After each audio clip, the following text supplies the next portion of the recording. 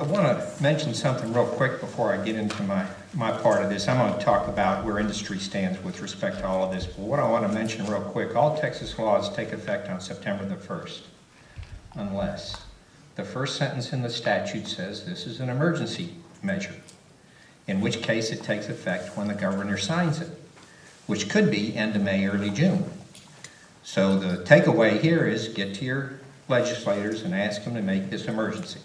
Most everybody is going to agree with that. I think it may even be talked about now, but a little push in that direction will help. My role here, I'm the counsel for ISTC. I'm also counsel for the Southeast Texas Plant Managers Forum, Industry of Southeast Texas. It's our 50 area facilities, and for the Golden Triangle Business Roundtable, which has been working in this area for over 20 years. I want to tell you a little bit about where industry is coming from, what things are taking place. Please understand as I do this, I'm talking from my point of view. I'm not going to represent that any specific plan is doing this, or this. I don't have authority to speak for any one of those individually, and they're going to be free to take their own position with respect to their facility, but I can tell you what's happening generally in industry. First thing that you need to understand is there's a whole series of steps that industry has to take. They're absolutely mandatory. This starts in '88. There was a federal statute passed, 42 United States Code Chapter 10, that mandated that all federal contractors maintain what's referred to as a drug-free workplace. That is a broader concept than just you can't have anything that's illegal in your facility. It's a safety-oriented concept. Right after that, the Occupational Safety and Health Administration rolled that concept into the general duty standards, so maintaining a drug-free workplace is mandatory under OSHA. Texas, in turn, came on top of that in the workers' comp statutes, and they rolled that concept into the Workers' Compensation Code, which is in the Labor Code. They actually have a whole series of documents that they promulgate that tell you how to produce a drug-free workplace. Their drug testing systems and whatnot. All of this is mandatory. It's absolutely mandatory that an industry maintain a drug-free workplace. So as industry responds, it's responding from the point of view of well-established statutes that are attempting to simply address new circumstances. One thing to remember here, just by way of a quick statistic, in our plants, they have permanent workforces and they use contractors. The permanent workforces are not going to be the big issue in connection with this. They're very supervised, they're very regulated, and a lot of these people are there 30 and 40 years, and it's not the youth issue. The real problem is in the construction workforce. Our construction workforce inside the fence, okay? For every name of a person you have that's on the payroll, you can assume there are about 25 names not on the payroll. That's the size of the force, and that's the big issue. What is happening with the facility when it deals with the contractor workforce is it's no longer dealing with it as the employer, it's dealing with it as the premises owner, which gives it a whole lot more authority. Our premises owners have essentially a Fifth Amendment absolute right to allow anybody in or refuse to allow anybody in they so choose. And so they come off the premises concept, the gate admission concept, with respect to a lot of these issues, especially the drug-free issues. If you're a violator of drug policy, it is perfectly acceptable for the facility to ban you from entering the facility. Well, there would have been a time when that would have been a little bit of a joke because it's a gang of 400, 500 guys all coming through the gate and you went on ahead and you went to work, all right? It doesn't work that way anymore. There's been a big change over the last 10 years. Russell mentioned the background screening, criminal background screening, but there's a whole series of changes that have occurred based on that. The first thing that happened was the safety councils became very, very proactive and very meticulous in their personal identification and credentialing systems, Social Security verification, etc. So to go through a safety council, you've got to be who you say you are. It's very hard to jack a system like that where you can come in under false identity. That in turn rolls over to the plant gate, and the plant gates now have very elaborate electronic methods of entry through the gate systems where they know who you are and whether or not you're allowed to be in there. All plants for the last 100 years that I know of have maintained policies where if an individual is not allowed inside the plant, they're put on a list and they can't get in. What now happens with the modern credentialing system is it is an extremely effective method of enforcing that. So if you hit a do not enter list for some violation of some kind, whatever that is, you can be assured electronically that plant is not going to let you in again. And you're not going to be permitted through the gate with the modern barcodes and credentialing and everything else.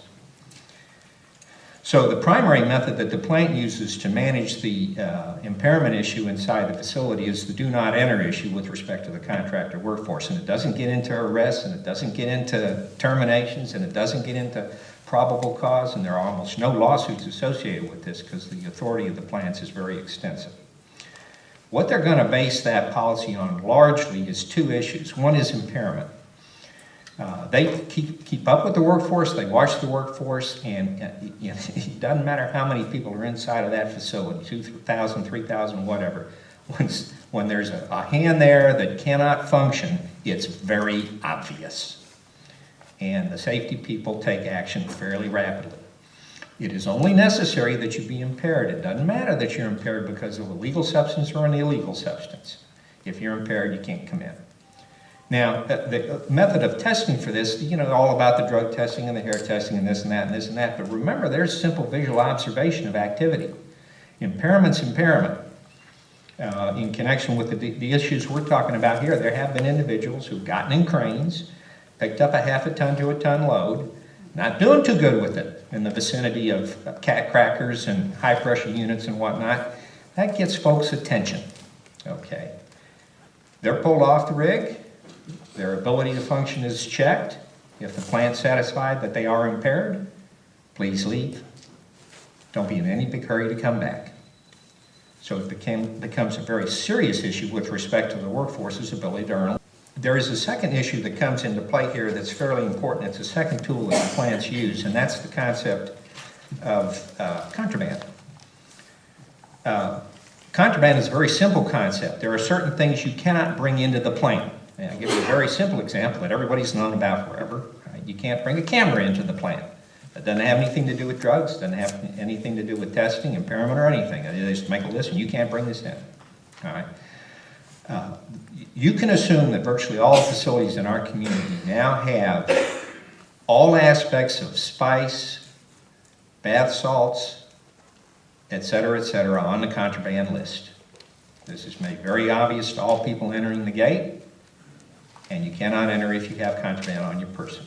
Now, what then happens is it enables searches. So, for example, before you come into any of these facilities, you've already consented that your person can be searched, your vehicle can be searched. If you don't want to be searched, that's not a problem. You don't come in, ever. If you're inside the gate and you're asked to submit to a search and you say, no, I don't want to be searched, not a problem. Please leave. It's been nice. Don't come back. Now, in connection with the contraband then and the searches, that's where they start to look for the vials, the packages. But remember, it's not just limited to that. It's bowls, artificial pipes, et cetera. People aren't stupid in these facilities. They know what they're looking for, and they can find it. What we want to try and do is allow a little time toward the end of this session. If there's all kinds of folks around here that you want to talk with, you can come up to them and ask some questions and what. Okay, anybody else? Well, the ingredients for these compounds that make up this spice and K2, is it readily available, and where do you get it from? Is it like something Got a business man back there. chemical lab, or how available is this stuff? You can order it in bulk quantities off the internet. They used to, I don't know if it's still there, you can buy it in kilogram quantities. Now it's more in the thousands of dollar range to buy this stuff, but if you're making thousands of packs, you can still make a pretty good profit on it. Okay, is the manufacturer, is it a very sophisticated procedure, or is it something that somebody can do in their house? It's warehouse grade. They're making tons of it. These are very bright people, probably PhD chemists that are coming up with these processes. Okay. Yes, sir. On the testing side of this chemical, will there be, once it's made illegal, will there be a separate category? A lot of companies use 5 panels, 10 panels. Would it fall under one of these, or vicious, opiates, or would a separate panel to detect these things? You would request a synthetic cannabinoid panel. That'd be a new panel. Be separate. That's the old 7, 8, 9 conversation, and we're probably going to end up adding a panel, it looks like.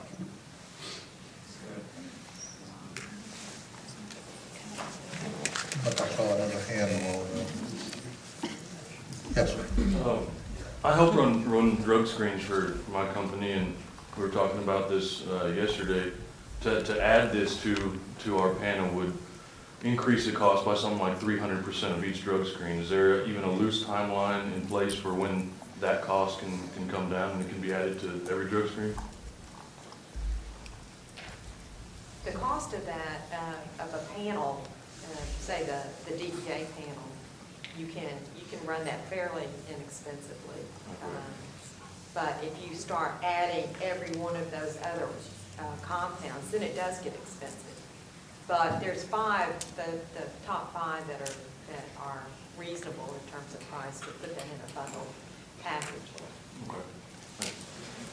I think there's going to be supply and demand there too.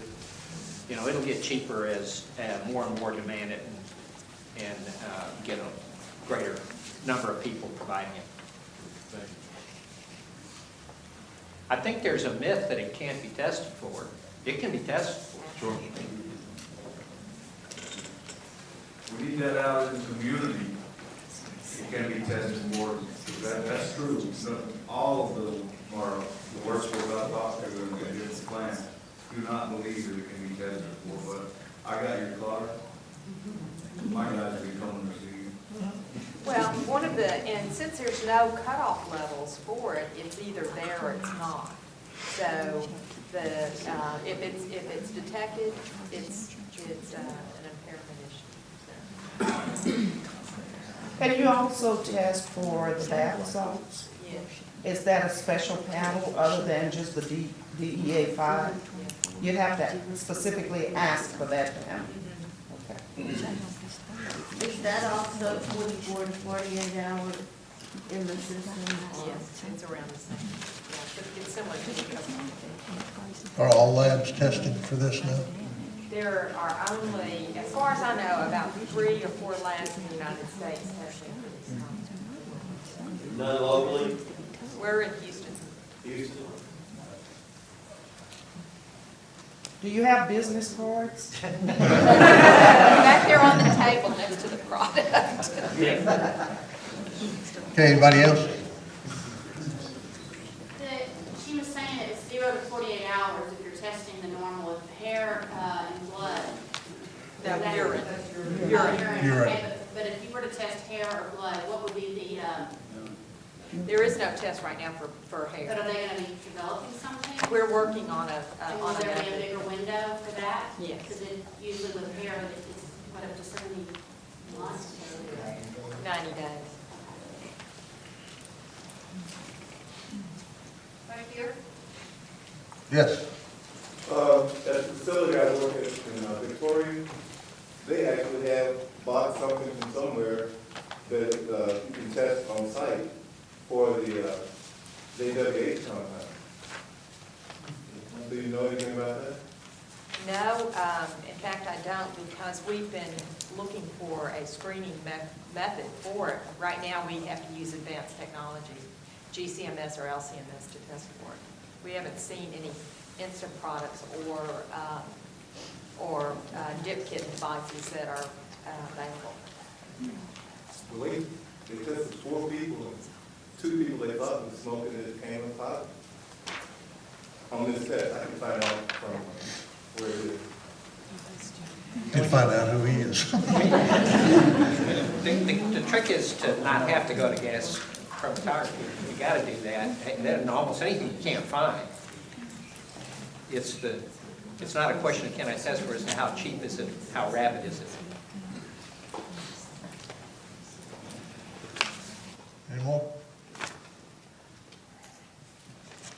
All right, well, I thank everybody for showing up today.